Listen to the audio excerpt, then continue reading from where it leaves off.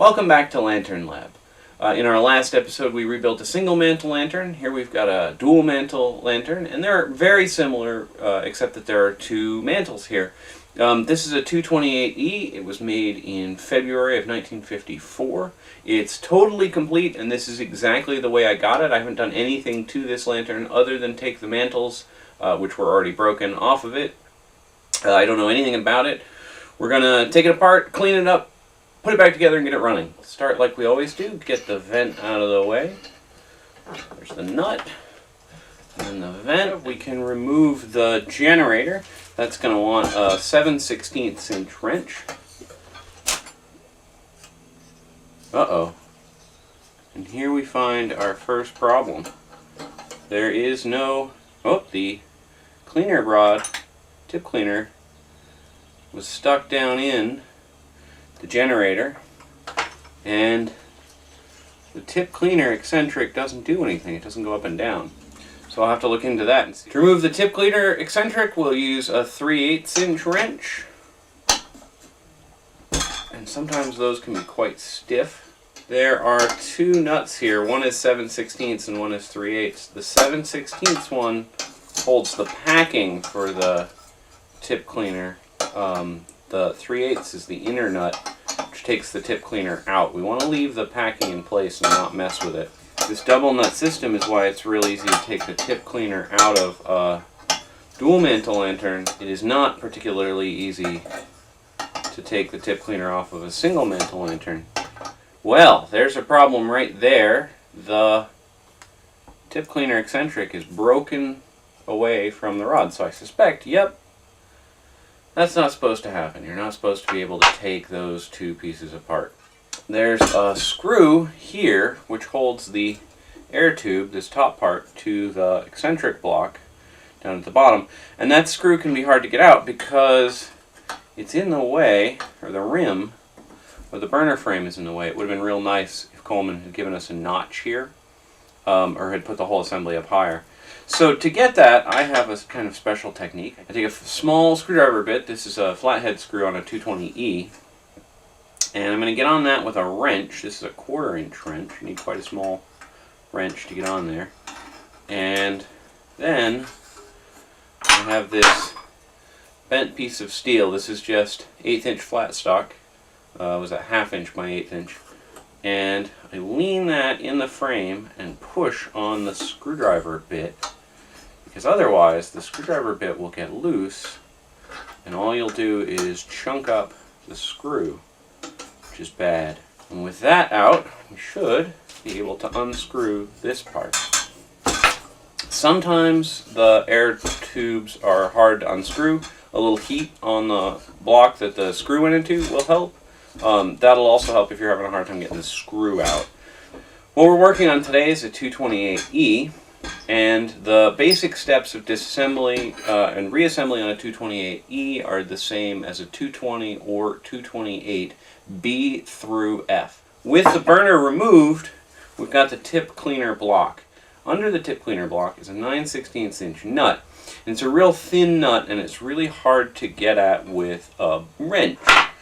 So what I've done is I've taken a cheap wrench and I've thinned it. I've ground this away, and then I've bent it at, what is that, maybe a 30-degree angle, so that the wrench fits under the tip cleaner block. And you got to get everything in the right, at the right angle. You can only do it from one side, but it fits inside the burner frame, and that way I can get two flats all the way. Turn it a little bit, and then move to this side.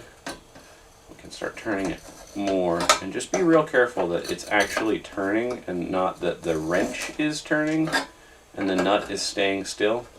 So that loosens up, and that frees up this burner assembly. On a 220 or 228E or F, you could now rotate the burner assembly completely. On some of the older ones, and I don't know exactly where the breakpoint is, there's a tube down through where the air tube went. So the later air tubes are long. There's a spot below the threaded part. The earlier ones are not, so the threads end earlier, and there's a tube, a separate piece, that threads into the bottom of the tip cleaner assembly. What we're going to do next take our special socket from the single burner, and it fits over the tip cleaner assembly, same as it did with the single burner. But if we just put the impact gun on this now and beat it free, we would bugger up that tip cleaner assembly. We'd ruin the threads. It would get squashed. I've done this. Be real careful about that. Now that we have a busted tip cleaner assembly, I could just thread this back into place and it would protect us. But I have a friend who's a machinist, and he made me this little steel plug that goes into the tip cleaner assembly. If you leave the tip cleaner in place, when we spin the assembly, if you don't spin the burner the same amount, so if you spin that and this stays, you bend the tip cleaner assembly. And I bought this rubber originally to make gas tank straps out of for another project. And we'll just put that over the top as a buffer. If you don't, you just end up banging up the brass, which is not the end of the world, but it looks bad and you got to do a cleanup work. And then I've got my electric impact gun. I like using the electric for this job because it's not powerful enough to do a whole bunch of damage. Be careful doing this. Hold things that are not going to move. So I'm going to hold the burner frame and try and hold the lantern at the same time. If you're doing this with the tip cleaner on, you want to try and spin the burner frame and maybe have somebody else hold the lantern while you do it. So let's be real careful and just give it a quick pop. Now the whole top half comes off. A little rusty, but eminently serviceable. We'll probably take a little citric acid to that. The collar slides off, also a bit rusty, but not bad. The E's at least have a steel collar. The F's are aluminum, so they don't rust, but they do get kind of gross. I haven't even gone so far to see if the knob turns. Oh gosh, and it doesn't. This also happened. The next thing is the valve in the fount itself. And one of the nice things about the valve assemblies on dual mantle lanterns is you take a 9/16 inch socket and it fits nicely over that those threaded boss, and take our thing again. Again, be super careful of your thumb because this is going to spin around.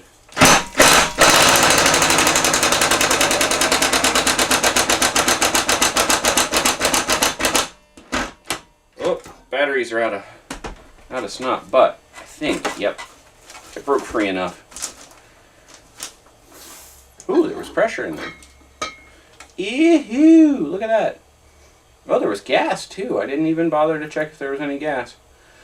So that's pretty green. That's a pretty good sign that there was water inside there.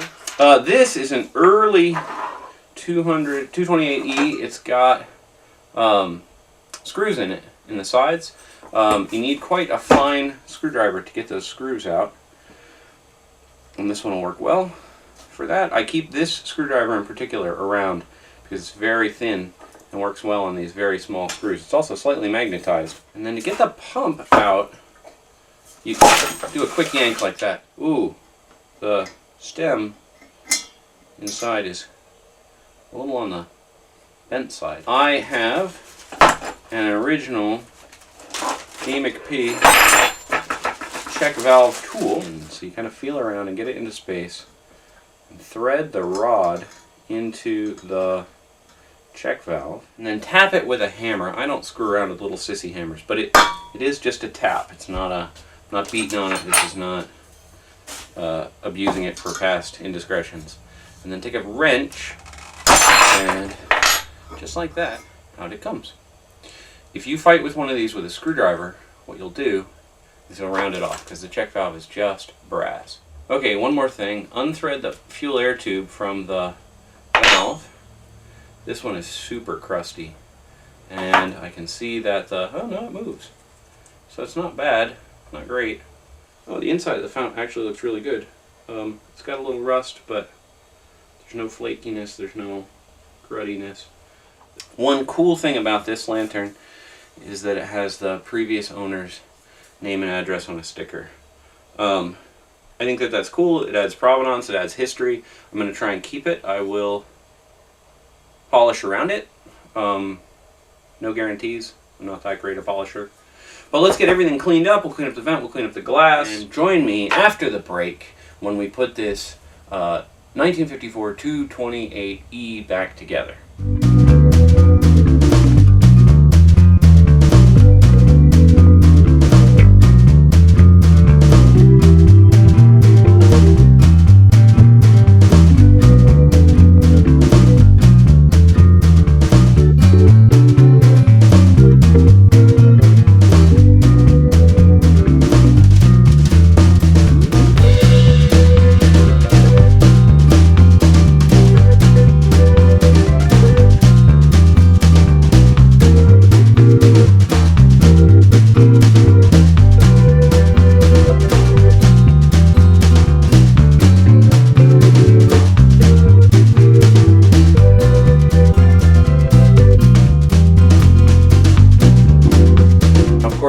Reassembly is the opposite of taking it apart, but that's not always that easy, right?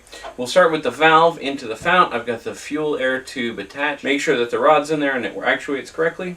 We're going to screw that down. Now, we've talked about before, this is a tapered thread. It shouldn't need any extra anything, but that's not always the case. Today we're going to use blue thread locker. And just about anything will work. And you don't need a whole lot of this stuff, just a thin bead, because all it's there for is insurance. The fuel filler on the left, pump on the right. So put it right there. Perfect. If we just put the collar on and start messing with stuff on top of it, we'll scratch up the paint on the top of the fount. And this one's already scratched up some, so I want to keep that as clean as possible. So I've got, for helping us with that, some wax paper. In the original Frank Bebb instructions, he said to use a plastic coffee can lid. I don't have any plastic coffee can lids.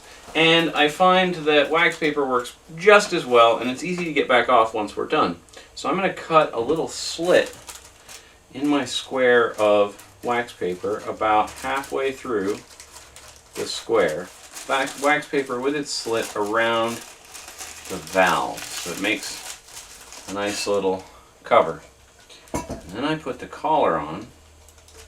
So we get the burner assembly in place, and I want it to end up so that the tip cleaner is off to the left of the gas cap. So my left, your right.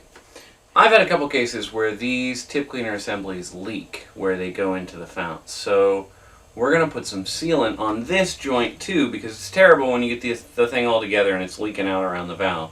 So again, just a little dollop, and then install this and tighten it down.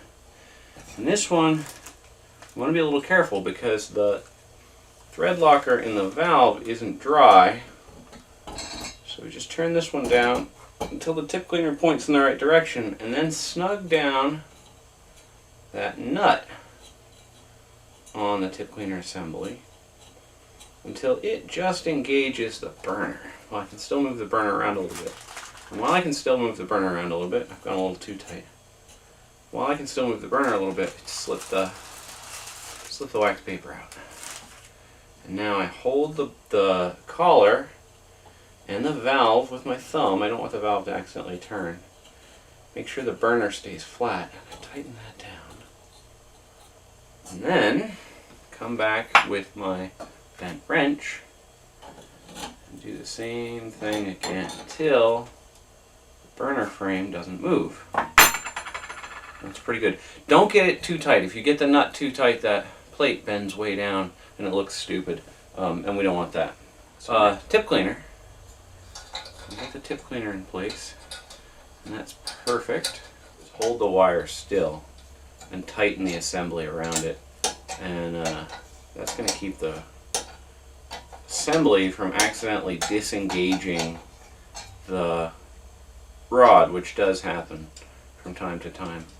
And now this give this a couple turns and make sure everything goes up and down like it ought to. The air tube and burner assembly. So that threads down in like so. And the trick here is to turn the lantern so you can look in through the screw hole on the back of the tip cleaner assembly and see where it lines up with the screw hole in the air tube. Ooh, and this one lines up just perfect where it gets tight. That's real nice. The screw, I haven't done anything to the screw. It looks terrible. Turn it back around. This is a good time to install the generator. I went out and found in my parts box a brandy new generator. I didn't have any luck getting the packing out of the generator, any of the generator parts generators I had. So, tip cleaner up, install the cleaner rod,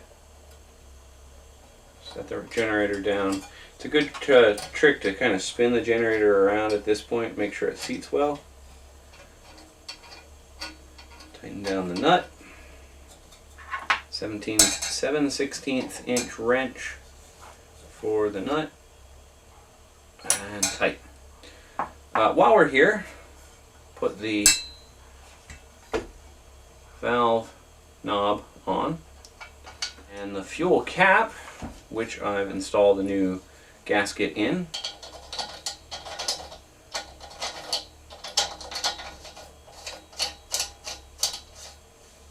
While we were away, I already installed the pump. We should check and make sure it works. So with the valve open, we pump a bunch of pressure in, and then get a nice hiss out of the cap, so we're holding pressure. And with the stem closed, can't push the plunger down, which tells us that the stem closes tightly and the pump cup works nicely. Let's install the glass. Beautiful glass that came with this lantern. The vent in place, and again, this is the super exciting two-piece 228 vent, which is a quite common problem. We'll spin everything around until it lines up good and everybody's centered the way they ought to be. Nut, there is pretty good porcelain on this vent, so I'm not going to crank the nut down. I'm just going to push it tight. And that's that. Now we're ready to install mantles and take it outside and light it on fire.